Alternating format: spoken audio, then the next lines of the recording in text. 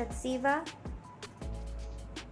in squares, special treatment version 3. We start off with periwinkle pearls that we have sprinkled on her blue hair. So these are the blue areas on the image. For version 2, we've sprinkled snow pearls on the whitest areas of her mask. So on her mask, some areas are a bit gray and some areas are white.